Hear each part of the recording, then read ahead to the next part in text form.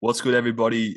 Jack and Lockie here from Hardwood Rundown, episode 3 of the biggest podcast on the planet, according to us. Don't look it up, but yeah. Yeah, no. You'll get some like Impulsive or Logan Paul or something. Yeah. Game 5. Wow. Before we start it off, we're going to give a quick shout out. We're doing this thing. We're going to do a shout out of the episode. We're going to pick one. I've picked a group today. Lockie's got one person. Shout out to the Splash Men. My boys, Millie, Mark, Blake, Jet, go crazy. I gave Millie a shout out last episode, but the consensus was it's a group thing, so we're back. Hey. Shout out to y'all. Couldn't do this without you. Shout out Iguodala. I'm on Iguodala. Michael Napoli, Mad Dog. My guy. He was watching it last night while he was playing 2K. Like what a go. He's the reason we're kind of doing this. Hey, low key. So wow, game 5, I'd say best game of the series. One of the best I've seen this year. Honestly. Yeah, I would say candidate for game of the year. Wow, Bucks down by 16 at the end of the first. The Suns just came out and looked unbelievable. Unbelievable. CP3 controlling the offense. He was getting heaps of those floaters that are really kind of essential in his bag.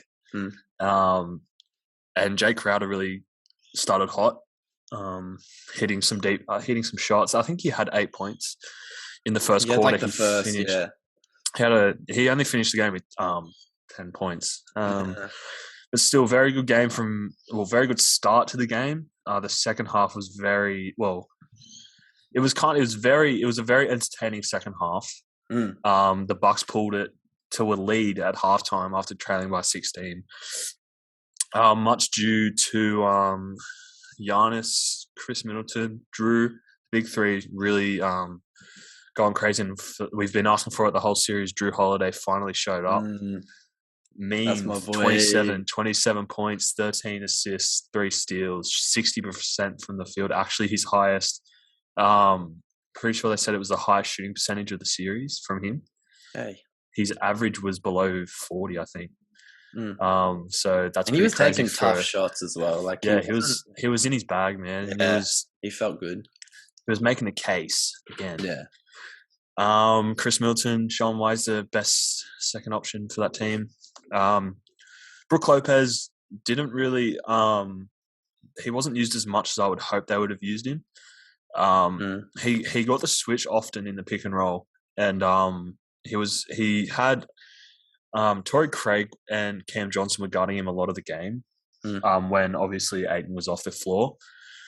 I just didn't think he was being aggressive enough. When Aiden he got smaller, was the same as well, though.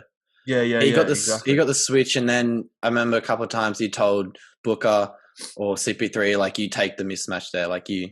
Yeah, there was a lot instead of like demanding it inside, but there was a lot of settling amongst those two bigs. I felt Lopez only shooting 6 shots for the amount of opportunities he had, and for the size he has, being guarded by 2 6'8" forwards. I would say he's. I would say he should take the shots more, especially if you're trying to. This was at the point where Milwaukee were behind. And I think when you're trying to get back into the game, obviously they eventually did. You got to be taking those opportunities and really, trying to do your best there. And especially because he's like an elite scorer down there. We were saying this in like episodes 1 and 2. Like they need to use him like so much more, because not only can you get Aiden in foul trouble, but it just creates a double team, and then you got shooters on the wing. Like there's so much that goes into it. 100%. PJ Tucker in foul trouble for most of the game. Finished with 5 fouls. Some pretty silly fouls that I wouldn't personally call. The rest were kind of, I don't know. I think it was a bit of unbalance. Booker was getting so much, and it was like some of them were questionable. There was that.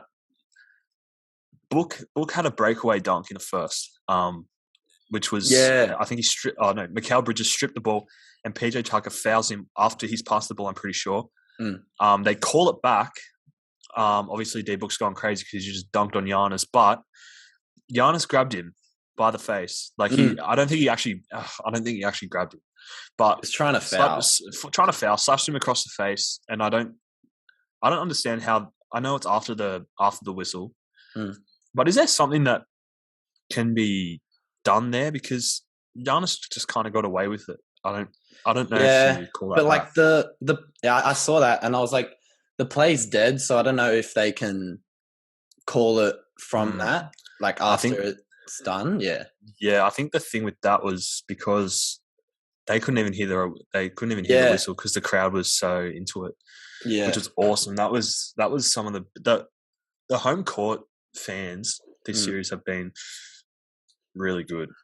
But something I miss out of seeing that. Like the bubble was cool, but it was like it was cool. Hear them scream after like a three or just a player is so cool. Like I love it. Was cool in it was cool in concept. Last year I just wish I saw a finals in LA. Like imagine LA and Miami with fans there. Yeah. That would have been unbelievable. Yeah. And so Milwaukee's defense kind of collapsed halfway through the first, and obviously the Suns pulled away. D Book being guarded by Pat Connaughton, who D Book still dropped 40, right? 40 in back-to-back games, but Pat Connaughton, when he was guarding D Book, just looked like he couldn't. Like Book looked like he couldn't do anything. I know he finds a way because he's a fantastic scorer. Yeah, he needs deserves his credit. But Pat Connaughton, Jesus Christ. Yeah, 14 points off the bench. 14 points off the bench. Bobby Portis getting his roses. 9 points off the bench. And I think it was just a great comeback in the second quarter by Milwaukee, obviously. But other than that, like, really good game. Yeah. I can't really fault it. I think CP3 kind of disappeared in the second half. A bit like what he did in Game 4. He was becoming in the first quarter and a half. He was really aggressive, taking his shots, taking whatever the defense gives. He still had 20, 21, and 11. Yeah. But expect more. If you're CP3, and you're obviously the leader of the team, you're the playmaker, you're organizing the offense. Your job as well is to score the rock. He took 15 shots, which I would actually say is more than what he normally takes. I feel like that's pretty standard for I think it's standard for him, but the fact that your team was down after being up by 16, being down he's got to take more shots if he wants to give the team a chance. Yeah. D-Book should not be taking 33 shots a game. Yeah, I don't know still losing the game. Still losing the game. I wonder what Monty Williams was saying, like, if he ever said you should shoot more, because there's certain points where you just kind of need to take over. Yeah. And he's elite. He can see the little pockets where he can score, and he had a bunch of chances to shoot more floaters, to shoot more mid range, but then he just he went for that pass to like bail out. I don't know. Yeah, and we both kind of took the piss out of this at the start of the series when they lost Dario Saric. Yeah, we're like, oh wow, the series is done. That was a joke, but they're actually missing him off the bench. Yeah, because he provides so much space. He's a stretch. He can shoot the rock. He just adds that little bit of. He's a passer as well. Like he adds a spark off the bench that I think they're kind of missing now. Yeah, because now their bench is shortened to 8, 3 players off the bench. And when Cam Payne, Torrey Craig, and Cam Johnson all combined for 15 points, compared to the Suns, the Bucks bench with 21 between Connaughton and Portis, that was the difference really. And I know Monty Williams isn't playing them as much because he wants to win, and Chris Paul only played 35 minutes. I don't know why. He had 5 fouls. A very high fouling game. Phoenix didn't foul at all in the first quarter, and then they ended up with 20 fouls for the rest of the game. I think it was a very well balanced game, and I honestly don't mind it. The Bucks won because it was actually really entertaining to see them come back and kind of persevere and show the league why they're not to be messed with, kind of thing. Yeah, especially to do it in Phoenix. I don't see I know it's constantly changing. I don't see Phoenix winning Game 6. Yeah. Hey, but we said this. We did agree. Yeah, we did agree. If Bucks win Game 5 on the road, which is incredibly hard, yes, they're winning the series. I don't see them losing at home. I just can't see the Suns beating them at home. But this will be. I'm so keen for Game 6. I'm really excited. Is it on? I think it's on Wednesday. My day off. Perfect. Shit, I got uni. Oh no. Yeah. But yeah, like I was saying this to Lockie before. Game 5 was so entertaining. Usually we write some notes. Yeah. I wrote notes for the first quarter because it was like I could, because it was kind of looking like a blowout. And then the game just started to heat up, and I didn't write any more notes. So I've only written notes for the first quarter. Yeah. And a bit of the second. But yeah, Drew Holiday locked in. Chris Middleton locked in, hitting some tough shots. Giannis doing his thing. It was very quiet. He was quiet in the first half. He only had 8 points, I think. Yeah. And then he exploded for an extra, 24 in the second half. He's looking like the best player in the league. Yeah, and with that point, I noticed that Giannis was much more composed with the ball in his hands when he had it on the block. Like he wasn't just backing down; like he was facing up a bit, and he was waiting for that double team to come. As soon as it come, he either did a spin or he would pass off, and it worked like every single time. And that's like so like LeBron-esque, if that kind of makes sense. No, I know. Out of the post for someone to make a play, and I think that shows how much he's improving as a leader. I think. Yeah, I agree. 6 assists yesterday, and that kind of just it's only 6, but for Giannis, he can play make when he wants to. Yeah, and he was just like, "Fuck it, I'll have 8 first half points, but I'll move the ball around and get my shooters open." The amount of times, we were saying it last game, when Giannis is in the post or he's driving and dishes out, that is like what your offense should be. We've got Pat Connaughton on one corner. You got, I don't know, Bobby Portis on the other, and then you got Chris and Drew on the wings. It just kind of opens up the floor because obviously if Giannis is one-on-one with anyone in the league, you're in trouble. Like he's just that type of player. He's so strong. Yeah. People compare him to Shaq because he's just so dominant. Phoenix haven't learned how to not foul him as well. No, I know. Which is, you if anyone, you have him at the line, but it's still, you're putting him in the bonus, Yeah. I just think they can't. I think the Bucks have worked it out, and I think they've realized that the Suns are really good offensively. They're also good defensively, but when it comes to guarding Giannis, who's got shooters all around him, that shit's hard. Yeah. Because Giannis gains more attention when someone comes in when the double team comes, he's tall, he's big enough to see over defenders. And he's like, oh, Pat Connaughton, right corner. Bobby Portis, left corner. That's a bucket. Like the whole team was locked in. Yeah. Not just him. I think it was a really spread out team performance. And I ultimately think that that's why they won. But like the Suns didn't even play bad.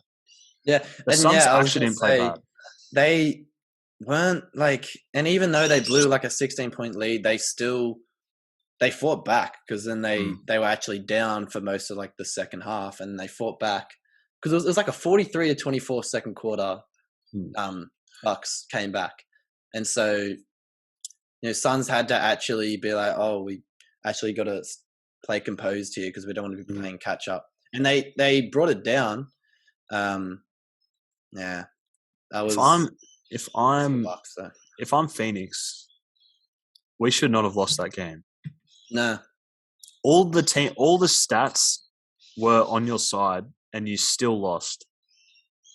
Book was that's getting how good. His that's calls, how good this team is. That's how good this team is. Yeah. I don't think people actually understand it.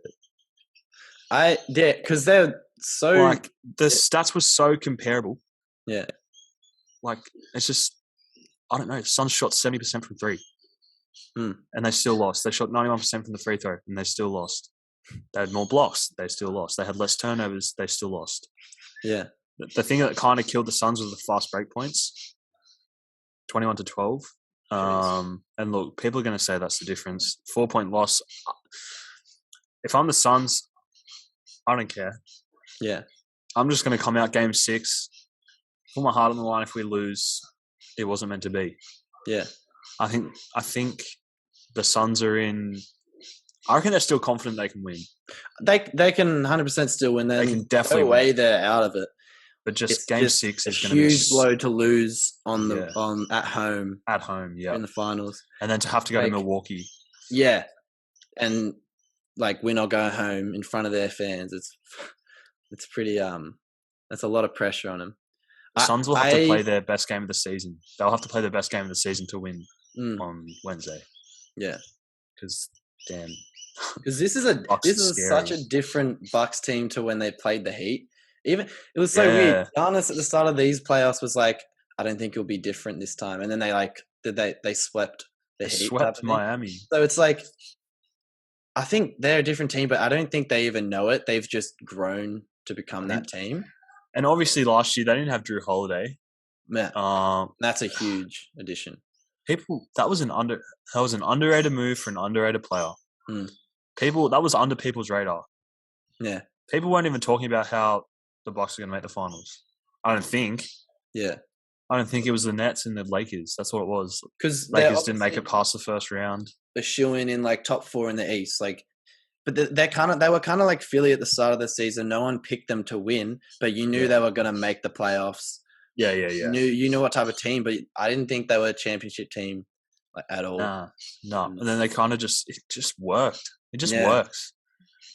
You've got 3 players who can control the offense, whereas on the Suns you only got 2. Yeah. You don't have the Suns don't have Jeff Teague off their bench. You're just being Jeff Teagued. You just got beaten by the fellas. I miss those memes. That's why I want the Suns to win. Yeah. Oh. Hey. Look, it's been a really good series. Yeah. I'm gonna say Bucks at 6 now. Yeah. But again, I've said this the whole time. I don't really care. Yeah. Like I actually don't care who wins. I'd love to see CP3 get a ring. But how can you not hate Giannis? Yeah. I mean, how can you hate Giannis? How can you hate Giannis? How can you hate him? How can you hate the guy? He's just how much heart he puts up. I want to talk about. I was watching it with Brad, right? Okay, yeah. He just doesn't give a shit about it. But that last play, Drew stole the ball, and then he lobs it. Like, I went crazy, and then Brad doesn't really get crazy about the stuff, but he was like, "Whoa!" Like he was, he went crazy for that because that was such a risky play to lob it. I don't know why he lobbed it. Drew was going to hold the ball out, and then Giannis was he went like that, throw it up. That was one of the best plays I've seen. That was one of the plays of the series. Like in an NBA Finals game to go up 3-2, like who does that? It was so risky because man, if that was a turnover, the game could have ended a different way. Chris Paul dumb foul because if he didn't foul there, they had another opportunity to tie the game. He'd be mad at himself after that. But if you think about it, what if they fucked up the lob and he missed the dunk and he got fouled by Chris Paul? Yeah, Giannis goes to the line. They missed their last 4 free throws. I still can't believe Giannis that. Missed his last 3. Think about it. Giannis might have missed. He might have only made 1, and then Suns are still in an opportunity to win. But I see in hindsight, there's so many different ways to think about the end of the game. Yeah. But I think it was the perfect game. Yeah, a team comes back. Both teams came on the back, road. Both teams came back. Yeah, one team blew it. One team came back from a 16-point lead. A 16-point deficit in the first quarter on the road. Mikal Bridges deserves his roses. He played really good. It's like a sneaky 14 points or something. Like I thought he was playing real quiet. 5 or 6 from the field. Yeah, but he's that type of player. He just takes what the defense gives. Ayton, 20-10, not bad. But yeah, I can't really complain. I think it was a really good way to send the series to 6. Yeah. What are your thoughts? I'm so happy that this finals has played out how it was. I was like, oh, I'd like to see Lakers versus Nets, but this has like made me even more of a fan of the NBA. I don't know why, but just the way both teams play is so like interesting to me. Because you got two different dynamics, but they're both just so well constructed teams. It's not just about the stars; the role players have shown up, and I agree. it's just great to see. I think it's better. I think it's better than what everyone was expecting. Yeah. Because like no one expected the Suns to versus the Bucks. No one expected the Suns to even make the playoffs. Well, like they did, but they weren't going to be a high seed, and they weren't going to go far. No one thought they were going to beat the Lakers. No way.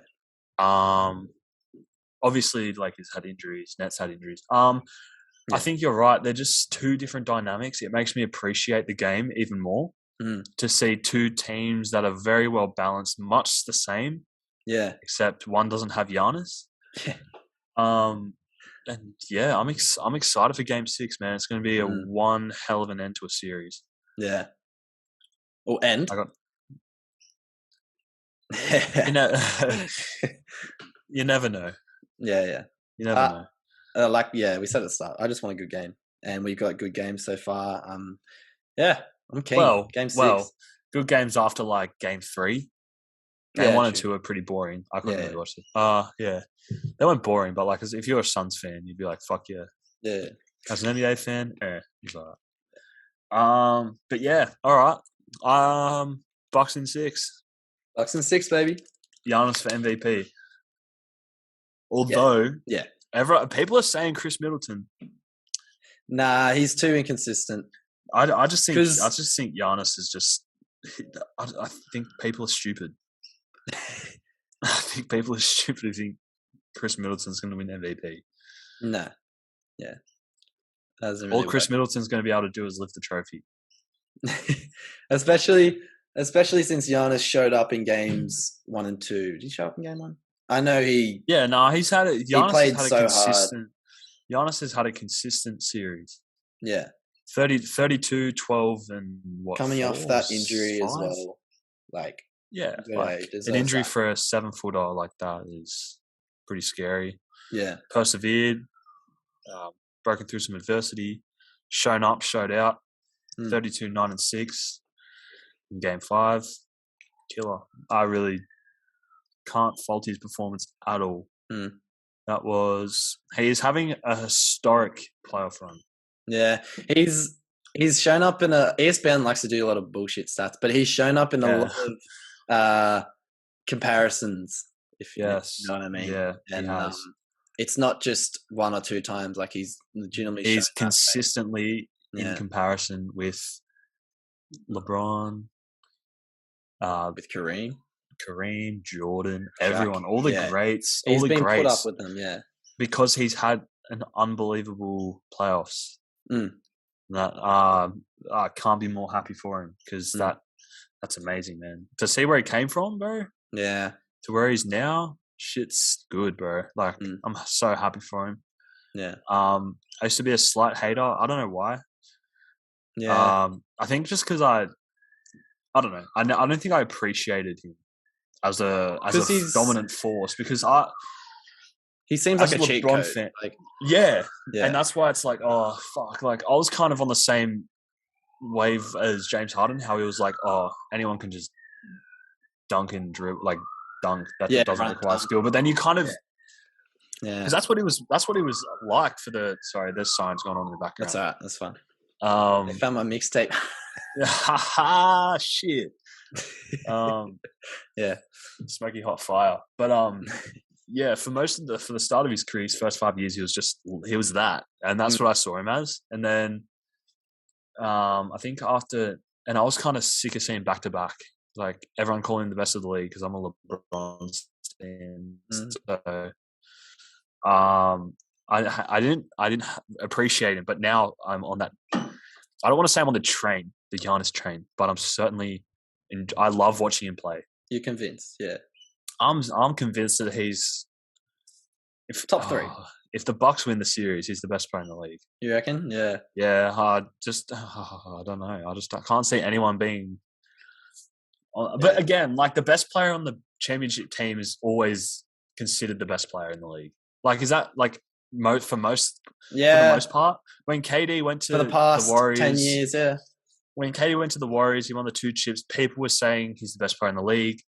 When LeBron won the 2 back-to-back in Miami and then came back to Cleveland and won best player in the league. When Steph won unanimous MVP and the year after that, best player in the league. I just think I don't think it's entirely wrong or subjective to call Giannis best player in the league if he wins the chip. Yeah, he's top 3 now.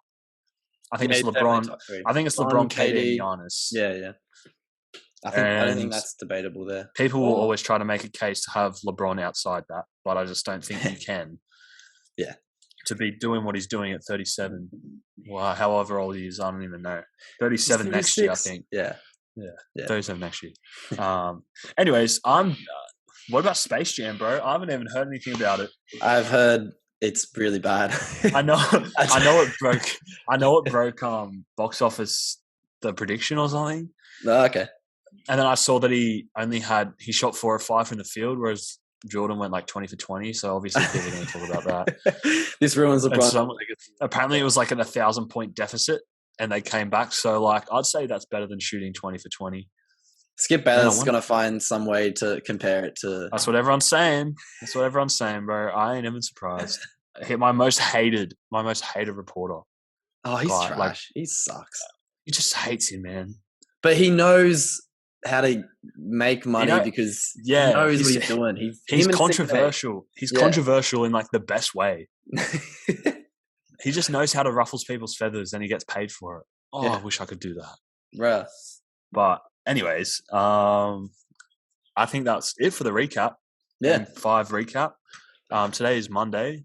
I will try and get it up tonight. Yeah.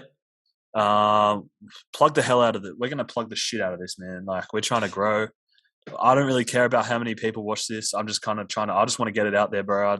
We want that core. We want that core audience, I reckon. Yeah, I'm really passionate about it. We're both passionate about it. We want to see this thing grow.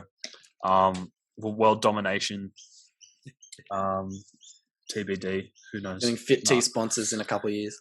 Yeah, bro. We're gonna pair with Maverick Clothing. No, I'm kidding. So yeah, bro. It's been a good start to the project, and Bucks in 6, baby. Suns in 7. Oh shit! I'm changing. Because I keep on changing throughout the series, so I may as well change again. I'm just gonna go Suns in 7. I'm gonna say Bucks. I'm gonna say Bucks in 6. Hey, Jack and Lockie, Harvard Rundown podcast. Shout out to the Splash Men and Michael Napoli. Iguodala. We out. We out. We out, baby. Let's go. Let's go.